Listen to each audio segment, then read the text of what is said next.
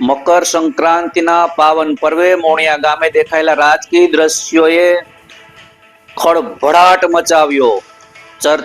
તરહની ચર્ચાએ પકડ્યું જોર.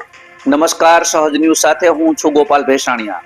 જૂનાગઢથી અમારા પ્રતિનિધિ સુલતાન ચૌહાણ પાસેથી મળતી માહિતી મુજબ વિસાવદર તાલુકાના મોણિયા ગામે મકર સંક્રાંતિના પાવન પર્વની ઉજવણી દરમિયાન જોવા મળેલા રાજકીય દ્રશ્યોએ સમગ્ર જૂનાગઢ જિલ્લામાં ચર્ચાનો વિષય બન્યો છે.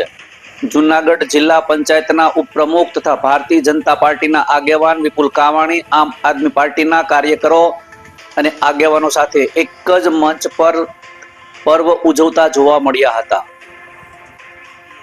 આ ઘટનાને લઈ રાજકીય અને સામાજિક વર્તુળોમાં વિવિધ પ્રકારની અટકળો શરૂ થઈ છે. ખાસ કરીને ટૂંક સમયમાં યોજાનારી જિલ્લા પંચાયત અને તાલુકા પંચાયતની ચૂંટણીઓને ધ્યાનમાં રાખતા અમુક મુલાકાતને સામાન્ય સૌજન્ય મુલાકાત તરીકે જોવી કે પછી આવનારા રાજકીય ફેરફારોના સંકેતો માનવા, એ બાબતે મતભેદો જોવા મળી રહ્યા છે.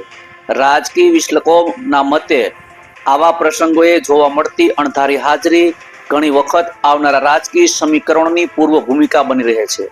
તેથી મોણિયા ગામે મકર સંક્રાંતિના દિવસે જોવા મળેલું આ દ્રશ્ય ચર્ચાસ્પદ બન્યું છે.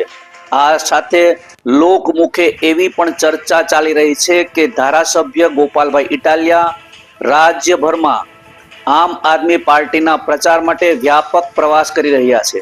ત્યારે તેના જ વિસ્તારમાં રાજકીય ગોઠવણીમાં કોઈ બદલાવની શક્યતા તો નથી ને?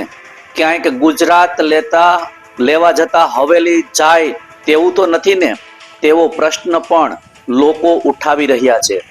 આજે હાલ પૂરતું જોવામાં આવે તો આ સમગ્ર ઘટના રાજકીય ચર્ચાઓ સુધી સીમિત છે, પરંતુ મકર સંક્રાંતિના પર્વે જોવા મળેલી આ તસવીર સમયમાં શું રૂપ લેશે તે તો આવનારો સમય જ બતાવશે.